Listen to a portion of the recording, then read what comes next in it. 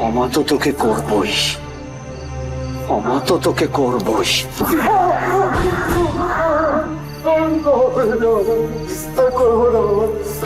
মানুষকে ঠকাবি?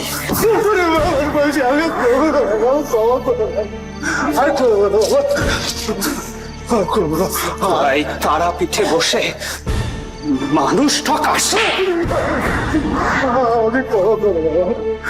ক্ষমা করে দাও, আর করবো না বাবা। ঠকাবি না, আর ঠকাবো না বাবা। আবার মানুষকে ঠকাবি? আর ঠকাবো না বাবা।